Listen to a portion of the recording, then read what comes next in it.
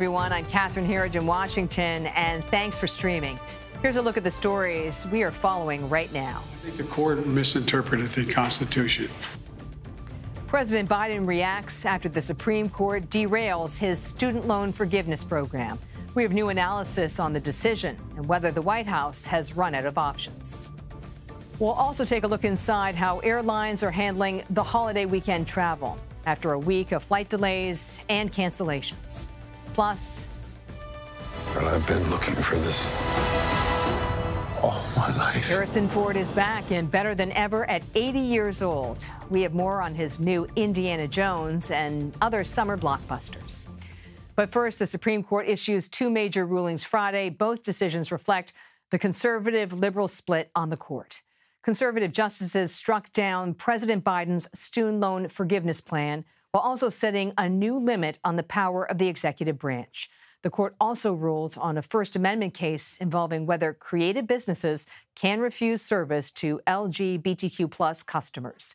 The rulings came on the last day of the court's 2023 session. Here's CBS News Chief Washington correspondent Major Garrett. Writing for the majority, Chief Justice John Roberts said the Biden administration overstepped its legal authority to justify its sweeping student loan cancellation plan. A 2003 law allows the administration to, quote, waive or modify statutes pertaining to student loans during national emergencies. Roberts wrote, it does not permit basic and fundamental changes in the scheme designed by Congress. The administration sought to use the COVID emergency to cancel some $400 billion in student loans, one of the most expensive executive actions in U.S. history. At the White House, President Biden said he would seek other ways to fulfill a campaign promise to lower student debt burdens. I didn't give borrowers false hope, but the Republicans snatched away the hope that they were given, and it's real hope. Around 40 million Americans would have qualified for some debt forgiveness, including Howard University graduate Evan Quaintance, who owes about $45,000. Your reaction to the court's ruling today? Disappointed, but not surprised. I didn't come up in a neighborhood or in a family that had the pre-existing conditions to give me the toolkit to get into school. The only way me and my siblings knew how to get there was to pay for it, and the easiest way for us to do that was for student loans. The plan would have forgiven up to $20,000 in loan debt to some borrowers. 6 Republican-led states sued to block the program, including Iowa, where Brenna Bird is Attorney General. I don't think it's right that people who chose not to go to college have to pay other people's loans. The Supreme Court's conservative majority also prevailed on a case pitting free speech against gay rights. Lori Smith, a web designer from Colorado, wanted to create specialized web pages for weddings, but not for same-sex couples, arguing doing so would violate her First Amendment rights. I'm a Christian. I believe that marriage is between a man and a woman, and I want to create messages that are consistent with that faith. In a 6-3 opinion, the court sided with Smith, ruling that her free speech rights superseded state anti-discrimination laws. Writing for the majority, Justice Neil Gorsuch said, Colorado seeks to force an individual to speak in ways that align with its views, but defy her conscience about a matter of major significance. Nobody should be forced to create a message that goes against the core of who they are and what they believe. Justice Sonia Sotomayor wrote in a dissent, today the court, for the first time in its history, grants a business open to the public a constitutional right to refuse to serve members of a protected class. It sets precedent moving forward that it is okay to discriminate against LGBTQ people in America. Major Garrett joins us now. So, Major, let's kind of cut to the chase here. Do these decisions really tell us a lot about the Trump White House legacy? So, Catherine, as you well know, there are lots of appraisals of the Trump presidency. And even those who love the Trump presidency would concede some things happened haphazardly or slightly accidentally. Not the Supreme Court. As a candidate, Donald Trump identified the importance of the Supreme Court, was the first in Republican or Democratic Party history to announce a list of candidates that he would, if he got the nomination or the presidency, appoint to the high court. There was tremendous intentionality about solidifying, to the best of his ability, for however long he was president, a conservative majority on the court.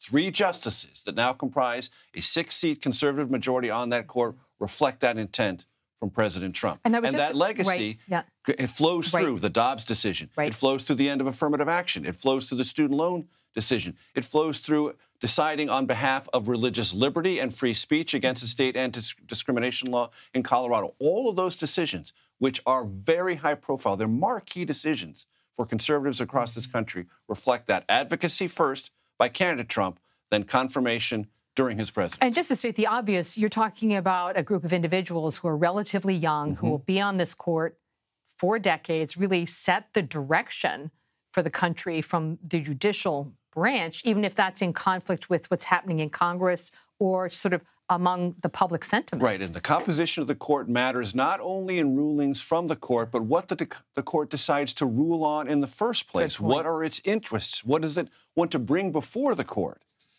And in several cases this term, the court could have said, no, that's not really a matter that interests us. But the conservatives say, yes, we are interested in that, and limiting things like the quote-unquote administrative state, weighing in on the student loan thing, saying, no, you didn't have congressional authorization. Whatever the benefits of this program might or might have, we don't care. You didn't have the authorization, and so we're not going to give that to you. That kind of interest first and then ruling conservatism after is another part of the legacy. In the final few seconds, look, President Biden made a lot of promises about student loan relief, which are not going to happen in the short term. What are the political impacts for him in 2024?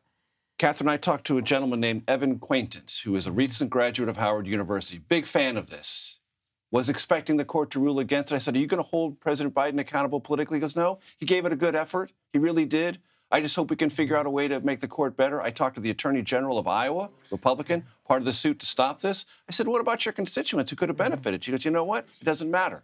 It wasn't the law, and I want the law enforced regardless of the consequences for my constituents. So that's a pretty across-the-board read politically of where this is heading. So no big consequence for the president, you don't see? Not large consequence, and if he continues to say, I'm advocating for it, my sense is that those who want him to continue to advocate for it will give him credit. Okay, Major Garrett, thank you as always for your analysis. For more, let's bring in CBS News legal contributor Jessica Levinson. Jessica, does the White House have any legal options or other options at this point? They do have some other options. They can, of course, try to implement this through the legislative method again, which is the typical way that you would create a big program like this. Now, of course, the president tried to work with Congress initially. It didn't happen. He could try and go back to Congress, and he's not likely to be any luckier next time, but it is an option. The other thing is there's another statute that he could look at, the Higher Education Act, and he could ask his Secretary of Education if they can try and implement a similar rule under that different statute. That statute doesn't provide for taking this type of action in emergency circumstance, so there would be a lengthier process of, notice and rulemaking. And I think that's why the president didn't want to take that path in the first place. Okay, so really, if there is any kind of remedy, if you will, it would really be over an extended period of time, maybe not even before the election in 2024. I think any remedy is unlikely, and exactly as you said, absolutely extended. We're not talking about weeks or months here. Okay, so what about the other side of the argument? You heard it in Major Garrett's reporting, folks saying, you know, I paid off my loans, I took responsibility for them. Why should taxpayer money, sort of essentially my money, be used to take off their debt? Is this at all reflected in the court's decision? It is. You see it as part of the court's decision. You heard it in oral arguments. And part of what the conservative majority was saying is there are a number of people who made decisions either not to take out loans, to pay off their loans, or to take out loans that aren't student loans and would not be forgiven, would not at least be partially paid back by the government. And so what the justices in part were saying is kind of two very different things. On the one hand, look at the practical implications to a lot of people who decided not to take out loans, to take out different loans, or who already paid off their loans. On the other hand, they were also saying this is just not based on whether we think this is good policy, but looking at the statutory language and looking at whether or not this program is, as Major reported, a waiver or a modification. Just a final few seconds here. Were you surprised at all by the outcomes this week? And as Major noted, so many marquee issues have already been taken on by this court. Not surprised by this week. What I was surprised by over the course of the term is that there were a number of cases where there were 4 votes to take the case. Think about the independent state legislature doctrine, that big election law case. Think about the voting rights case out of Alabama. And think about the social media cases. And in all of those, the court kind of pulled back before the opinion and maintained the status quo. Really interesting to see if that will be a trend. Jessica Levinson, thanks for your analysis. Thank you. The Supreme Court's decision on student loans could have a ripple effect on the U.S. economy. Later this hour, we'll get new analysis on what it means for your finances. An attorney for Hunter Biden has accused congressional Republicans of trying to derail the plea agreement the president's son reached with prosecutors. Top Republican lawmakers requested interviews on Thursday with nearly a dozen federal officials about the Hunter Biden investigation. GOP lawmakers say improper interference led to the plea deal for the president's son. This comes after an IRS whistleblower claims Biden administration officials meddled in the U.S. attorney's investigation into Hunter's tax affairs. New York Congressman George Santos appeared in court Friday for the first time since pleading not guilty to fraud-related charges. The 5-minute hearing was mainly to set a timeline for the rest of the case. The next court date is scheduled for September 7th, the week before the House of Representatives reconvenes from the summer recess. Santos faces up to 20 years in prison if convicted on all 13 counts relating to allegations he duped donors and stole money from his campaign. He has denied all wrongdoing. Airlines across the country have been dealt with major blows throughout the week, but that's not stopping some people, like myself, for one, for traveling this 4th of July weekend. AAA is expecting over 4 million Americans to fly this weekend. More than 43 million Americans are expected to travel by car. CBS News senior transportation correspondent Chris Van Cleve has more from Phoenix. Tonight, America the Mobile. Millions on the move for the long 4th of July holiday, even as travel troubles linger during a seemingly unending period of severe summer weather. Nearly 8,500 flights canceled since Saturday and approaching 50,000 delays. 4 cancellations in, a 2-day span. No luggage now. Violet Braithwaite lost 2 days of vacation and missed a graduation ceremony. I was actually flying into New York earlier, worked for maybe a day or 2. Graduation is today. Spend time with family and friends. Down the drain. The TSA and airlines expect today will be the busiest at airports, just as delays and cancellations are finally improving. I do feel really lucky that so far everything's good, and I keep checking my phone. I check like every 20 minutes, but so far so good. And AAA says it's also the busiest on the roads, with a record 4th of July weekend ahead. Dustin Frieder is driving from Texas to Colorado. I looked at the prices. It would cost me over $2,000 to fly 4 people out there. Coast to coast, dangerous weather could threaten holiday fun. Denver's been slammed by hail and flooding. A derecho windstorm raced through the Midwest Thursday, leaving tens of thousands without power as extreme heat scorches the south. And smoke from Canadian wildfires blankets the Northeast with hazy skies and unhealthy air. It definitely looks nastier outside today, for sure. Chris Van Cleve joins us now from Phoenix. So, Chris, how are the airlines getting ready to handle travelers this weekend in particular after sort of the disaster we had last week? Airlines say that, generally speaking, that they are ready for the weekend, but there's a giant asterisk next to that statement, and that is the weather. We continue to see kind of a stuck weather pattern where it looks like the same major cities keep getting these thunderstorms again and again and again, Denver and Chicago, New York in particular. So if those storms fire up again, that can be certainly a delay maker. United Airlines has been by far the hardest hit airline here. They have shown continued improvement over the last couple of days and continue to say that they believe they'll be on track for the bulk of the weekend moving forward. We should note that United's CEO is apologizing.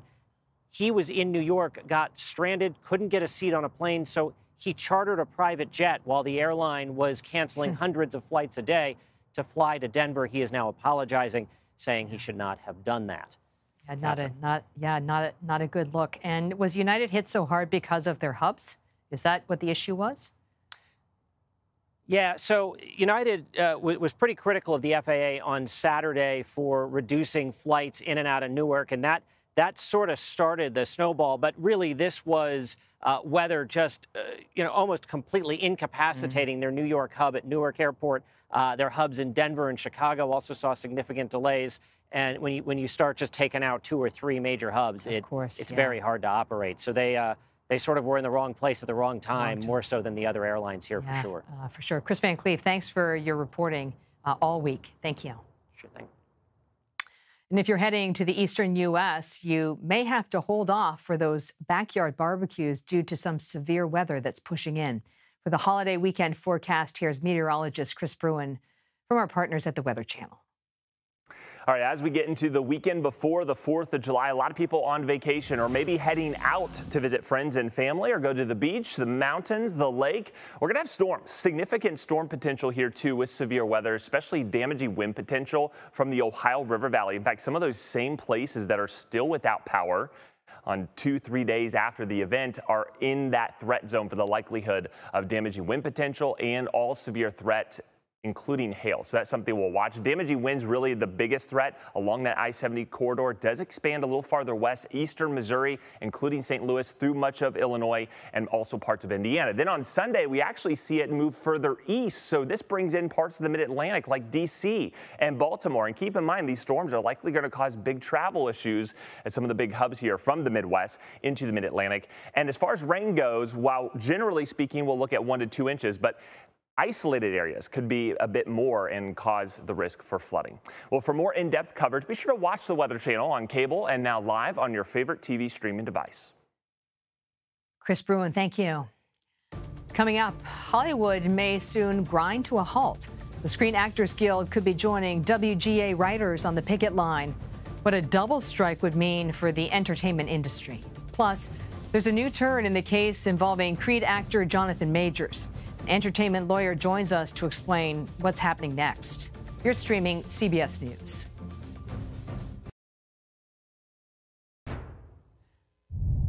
A massive fire broke out Friday on the Warner Brothers studio lot in Burbank, California. The local fire department said the blaze was caused by a faulty transformer. No injuries have been reported. The incident occurred as members of the Writers Guild of America picketed the lot throughout the day. The contract between the Screen Actors Guild and Hollywood Studios expires Friday at midnight Pacific time. But both sides have said they are willing to negotiate past the deadline. Actors are demanding better pay and residuals, as well as regulations for self-taped auditioning and the use of artificial intelligence. Members have already authorized a strike. Jonathan Vigliotti reports. Big-name stars have been a big boost to writers on the picket line. Your fight is our fight! But they could be next. And what's become a Hollywood cliffhanger, SAG-AFTRA, the union that represents actors, is hammering out a new contract with studio producers. This is a huge deal right now for Hollywood. Its impact could also reach viewers, affecting everything you see on television and at the movies. This war is one I have to fight. One sticking point is streaming. The major platforms have raked in billions, while actors were paid a lower rate. In the past, the monies that were earned by actors and writers was pretty direct. But now with streaming, it's a different model. And now I think everyone's scrambling to deal with these new financial and technological advancements. Artificial intelligence is another big issue. This potential to use that technology to create performances that never existed, or even to create performers that never existed, and that's something that could be a real threat. Union President Fran Drescher addressed members last week. We are having an extremely productive negotiation. And hundreds of actors have signed a letter asking for a transformative deal. I think the whole industry is on pins and needles right now, but we'll just have to wait and see. And if the actors join the writers in striking, it would be history-making. The last time both unions striked at the same time was in 1960. And back then, Ronald Reagan was the president of the Actors Guild, Catherine. Jonathan Vigliotti, thank you. 5 weeks before actor Jonathan Majors is set to face trial in New York City for misdemeanor assault charges, The New York Times is reporting that police believe there is enough evidence to support the arrest of his accuser for her role in the incident. The Creed 3 and Ant-Man star has repeatedly denied abuse allegations. Joining us to discuss it is Christopher Brown. He's managing member of Brown and Rosen Law Firm and an entertainment law professor at Boston College Law School. Thanks for being with us. Just to kind of refresh and set the table, take us back to March and how this incident started. Well, this case is about a domestic dispute that led to misdemeanor charges of third-degree assault, second-degree harassment. Mr. Majors was subsequently arrested and charged. Okay, so how significant is it that we're learning the police are reportedly investigating the accuser as well? That's of great significance. It could mean a rush to judgment occurred in this case. It could mean that Mr. Majors is innocent of the crimes in which it is alleged in which he committed. It could also mean that this is a false allegation from the very start, which would also have various ramifications for Mr. Majors as well as the accuser. Okay, so let's take that a step further. What would be the ramifications if it turns out it was a false charge? Well, if someone files a false report, that in and of itself is a crime. It's a misdemeanor. It's perjury. And when you look at the fact that Mr. Majors has already lost management because of it, he's lost other business because of it, the accuser could potentially have liability for filing a false report if that is indeed what happened.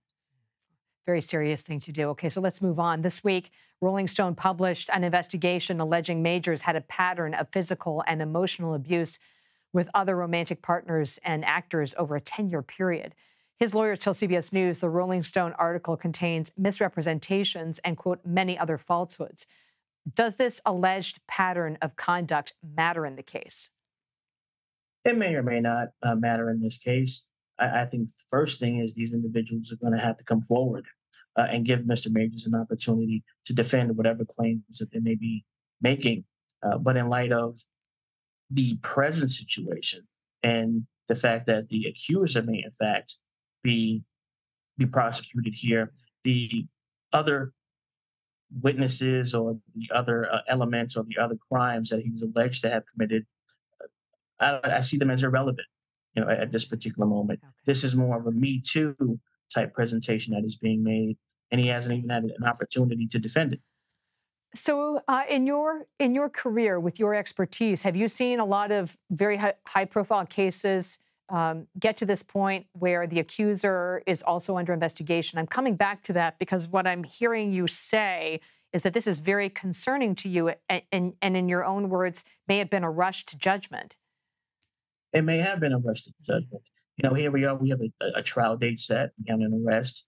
And it's rather clear at this point that all of the evidence may not have been gathered before there was charges filed against Mr. Majors. But again, all of that will come out. All of that will be presented. But at this time, I think that everyone just needs to pause and see exactly what the evidence presents in this matter. Yeah, just really quickly, I mean, that's a very serious thing if the adequate evidence was not gathered in advance of the trial. And what strikes me is this is a very high-profile guy, right? So what happens to people who aren't as high-profile? Well, this is something that happens more often than people think. You have a rush to judgment. You have folks that may not be in Mr. Majors' position and can adequately defend himself. Now, is this the first time this happened? My thoughts are no. But we're just going to have to see how this plays itself out. Yeah, we've got to make no judgments at this point, but it's interesting discussion. Christopher Brown, thank you. Thank you. Now an update in the Rust movie set shooting that resulted in the death of the cinematographer, Elena Hutchins. Prosecutors claim the movie's armorer, Hannah Gutierrez-Reed, transferred a small bag of cocaine to someone after she was interviewed by police following the on-set fatality. She was charged last week with evidence tampering. She was also charged earlier this year with involuntary manslaughter. Charges against actor Alec Baldwin, who accidentally fired the gun, have been dropped. It's summer movie season. Hi, Barbie. Hi, Ken. Kids are thinking pink ahead of the Barbie movie release in just a few weeks. We'll take a look at some of the other big titles that are coming up. You're streaming CBS News.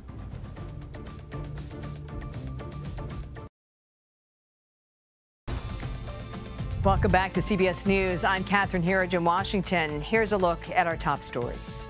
Millions of Americans are traveling for the 4th of July holiday weekend. AAA predicts a record number of people will be flying or driving to their destinations. And experts say Friday was the busiest travel day of the weekend. The man arrested near former President Barack Obama's home here in Washington Thursday will remain detained through the holiday weekend. A hearing for Taylor Taranto will take place on Wednesday. Police say he had weapons on him, and they are accusing him of making threats against Obama. The Supreme Court issued two major rulings Friday on the last day of the term. In one case, the justices sided with a web designer who refused to service same-sex couples. In the other, the High Court struck down the Biden administration's student loan relief program. For more on navigating your finances after the student loan decision, let's bring in Monique White. She's a financial expert and head of community at Self Financial. So, Monique, how can student loan repayments factor into someone's long-term financial planning? Yeah, a really big decision has been made right now, and a lot of Americans will feel the impact of that in their budget. But most importantly, and especially why I'm here, there's a few things that you can do to make sure that you are prepared for your repayments. So you want to make sure that you're checking your budget. You want to get an overview, a bird's eye view of what's coming in and what's going out so that you can have a clear understanding of how much you can pay each month. You also want to make sure that you're checking your credit report. Not a lot of people know that student loans do have an impact on your score. And on-time payments are 35% of your score, and they're going to report on-time payments or late payments. So you want to make sure that that score is really strong. I was just going to say on the credit report, I mean, that really matters because, you go to buy a house, get a mortgage, and you can be unpleasantly surprised by what's on that report. Exactly. That's what happened to me when I was 22 years old. I neglected my student loans my freshman year of college. And when I went to go apply for an auto loan, I was denied. I had no idea the severity or how long it could impact my finances.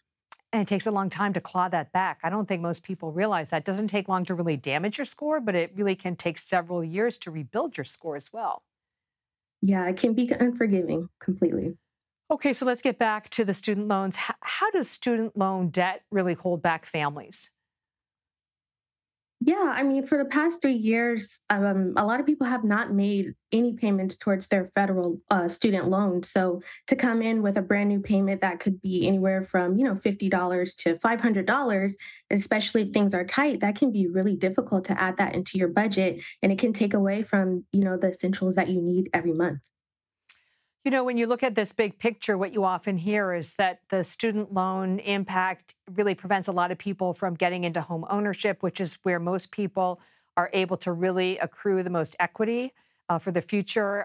They put off starting a family and they avoid government jobs, public service, because they just don't pay as well. Is that part of the broader impact sort of to the economy and society? Well, Vantage just recently did a study and they found that 35 to 75% of the 40 million Americans that have student loan or are in student loan forbearance, they're going to miss their payment. And that could impact their score by 50 points, which could be holding them back from, purchasing a auto loan or buying a home or starting a business, really just preventing some of those financial goals that they have in mind. Just in the final few seconds, let's say you've been kind of standing by, you have not been paying your loans. Now the decision from the Supreme Court, I mean, could you be looking at really, really hefty payments in the short term, like the next 6 months? And if so, how do you deal with that? There's two things that you can do. So you can ask for help. There are student loan counselors available where you can exercise your options, review your budget, and figure out how much you can pay. Or you can be proactive, contact your lender, let them know about your income, your expenses. Those are things that they do take into consideration, and you can figure out a payment plan that fits your budget. Monique White, thanks for your insight and tips. We appreciate it. Thank you. The deputy commander of the Russian group fighting in Ukraine has been detained nearly a week after a failed insurrection against the Kremlin. It's not clear whether the general faces any charges related to the Wagner Group rebellion. The Pentagon says members of the mercenary group remain in Russian-occupied territories in Ukraine, and this is happening. Ukrainian intelligence says Russia is moving troops from the Zaporizhzhia nuclear power plant. Ukraine has been conducting disaster response drills near that plant in case of a nuclear emergency. The State Department has released its long-awaited report on the U.S. withdrawal from Afghanistan, and its release did come late on a Friday. The report criticized both former President Trump and President Obama. It said the U.S. was not prepared for the worst-case scenarios when it withdrew from Afghanistan. It says decisions made by both administrations to end the military presence in that country had, quote, serious consequences for the viability of the Afghan government. Violent protests over a fatal police shooting of a 17-year-old in France is expected to enter its fourth night. French President Macron has urged parents to keep their children home, and buses and trains have stopped running. Elaine Cobb reports from Paris. Fireworks turned into weapons as protesters launched them at riot police and buildings across France. Cars were torched and firefighters responded to some 6,000 fires over the last 2 nights. 45,000 police officers are on the streets. The government has deployed armoured vehicles to quell riots. Many local authorities have limited public transport services and imposed curfews. The protesters accuse the police of racism and excessive force after 17-year-old Nael, of Algerian-Moroccan descent, was shot dead at close range during a traffic stop Tuesday morning. The officer who fired the fatal shot has been placed under formal investigation for murder. A third of the 900 people arrested last night were under 18, some as young as 12. It's the responsibility of the parents to keep their children at home, said President Emmanuel Macron.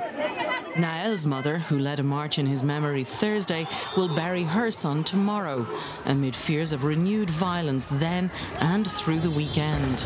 Elaine Cobb, CBS News, Paris. The U.S. has flown nuclear-capable bombers to the Korean Peninsula in a show of force against North Korea. It comes after the country pushed to expand its nuclear arsenal. South Korea's defense ministry says the B-52 bombers took part in joint aerial drills with other U.S. and South Korean fighter jets. This comes days after North Korea held massive anti-American rallies in its capital. North Korea could respond to the bombers with weapons tests. The company that discovered the remains of the Titan submersible unveiled new information from their recovery efforts on Friday. The CEO of Pelagic Research Service, Edward Cassano, says his team descended to the seafloor in hopes of rescuing the 5 passengers on the Titan sub. They soon discovered the debris as the rescue efforts became a recovery mission. Cassano was emotional when recounting what they found. And by 12 o'clock, sadly, a rescue turned into a recovery. Have to apologize, we're still demobilizing. It's a lot of emotions. The U.S. Coast Guard is actively investigating how the Titan imploded. Oscar-winning actor Alan Arkin, who won the Academy Award for his role in the 2006 film Little Miss Sunshine, has died at the age of 89. CBS News' Janet Shanlian takes a look back at his decades-long career on the stage and screen. Alan Arkin could teach a masterclass in comedic timing. Don't kill anybody for a few days. See what it feels like. I'll give it a shot. No, don't give it a shot. Don't shoot anything. A skill honed at Chicago's Second City Improv Club led to a 6-decade stage and screen career in both comedy and drama. Back off, Italian boy. Keep away from this one. It's too big for you. From Inspector Clouseau Paris in the springs, I wonder to behold. To Argo. If I'm doing a fake movie, it's going to be a fake hit. And the Kaminsky Method. Please don't sugarcoat it. I'm a grown man. I'm not sugarcoating. I'm lying. More than 100 theater roles, television shows, and movies, winning a Tony in his 20s. Alan Arkin in Little Miss Sunshine. In his 70s, he took home the Academy Award for his role as the cranky grandpa in Little Miss Sunshine. Now you're trying, right? Yeah. Well, then you're not a loser. A part he almost didn't get, as he told CBS Sunday morning. They thought I was too virile for the part, which is the best turn down I've ever gotten in my life. Deadline film critic Pete Hammond. He could play almost anything, any range, and that gave him that ability to do all kinds of roles. But even with accolades and a star on the Walk of Fame, the most important opinion was Arkin's own. If I based my life on what critics would say, my life would be a disaster. A giant of the acting world. With all due respect. Gone at 89. You're a very funny man. We will miss you here. Janet Shamlian, CBS News. Before we go to break, here's a look at what's trending. Naomi Campbell has welcomed baby number 2 at age 53. Supermodel made an Instagram post Thursday announcing the arrival of her baby boy. She's also a mom to a 2-year-old girl. Congratulations. This microscopic purse, smaller than a grain of salt, sold for more than $6,300 at an auction Wednesday. Mischief, the Brooklyn art house, created it based on a popular Louis Vuitton design. The tiny replica can reportedly fit through the eye of a needle. Keep it right here. You're streaming CBS News. I've seen things I can't explain. And I've come to believe it's not so much what you believe.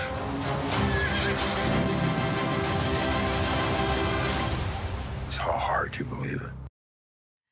That's a clip from Indiana Jones and the Dial of Destiny. America's favorite archaeologist returns to the big screen after 15 years.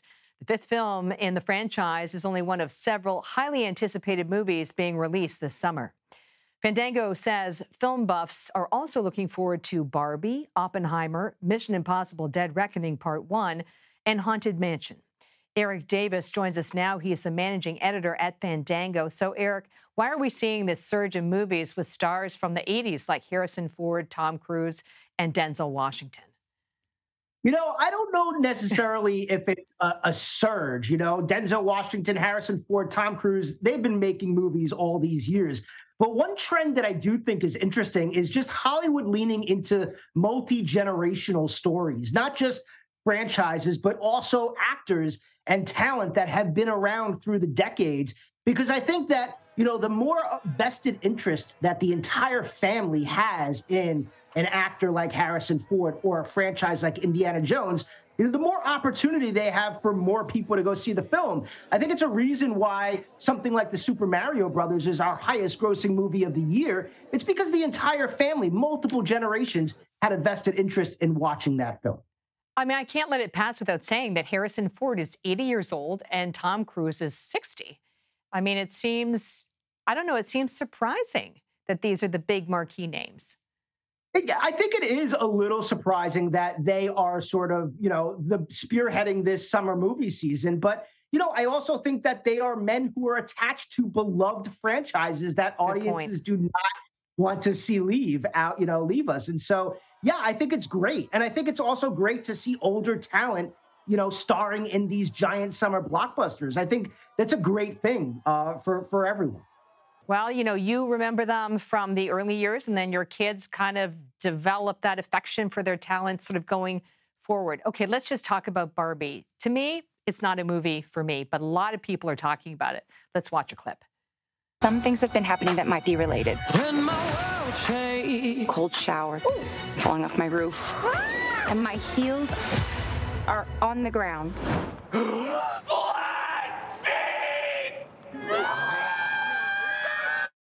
So what's the deal? Why are so many adults apparently drawn to this film?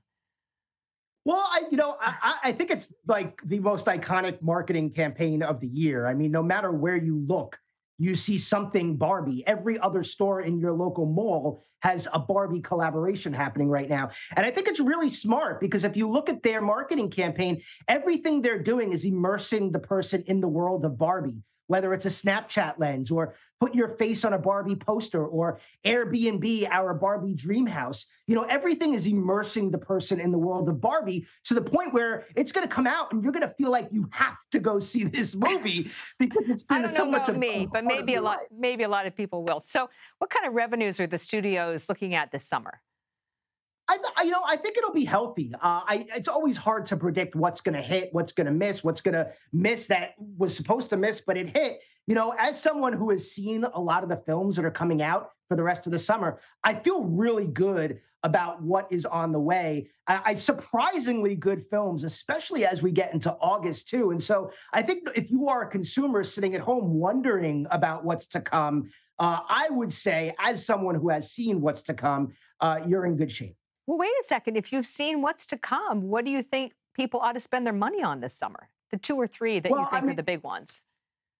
Mission Impossible: Dead Reckoning Part 1, without a doubt. It is immaculately made action movie. I think if you haven't seen anything this summer and you want to go see a blockbuster, make it Mission Impossible, without a doubt.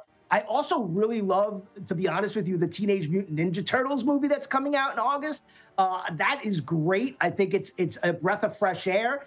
This year has been really great for animation, so I would recommend that as well. And look, I mean, Barbie and Oppenheimer, I'm going to say do the double feature. Putting the two of them together is kind of funny, if you don't mind me saying. Yeah, right? They're calling the month of July Barbieheimer, a Barbenheimer. Oh, I didn't know that. And so it's great. I think a double feature of those two, and you will be fit right in your social circles. Just real quick in the final few seconds we have, I want to go back to Mission Impossible. I mean, that's a Paramount franchise, but I love that movie. I love that movie. But if you strip Tom Cruise out of it, would it be the same? No, you would have to find another actor who is literally willing to risk their life making the movie to entertain you. And it's not just the actor that Tom Cruise is. He executive produces it. He is on top of the story. He choreographs every aspect of this, the casting. You know, he is like the Wizard of Oz of these films. And I think without him, it is not the same thing, without a doubt. So I think as long as he is there, and they have alluded to the fact that they may make more of these past the Dead Reckoning movies, I think it'll be great. Well, part 1's the big clue, right? Eric Davis, thank you. Thank you. 824. Those are the numbers that basketball legend Kobe Bryant wore for the Los Angeles Lakers. It's also the date of a major announcement. We'll explain. That's ahead. You're streaming CBS News.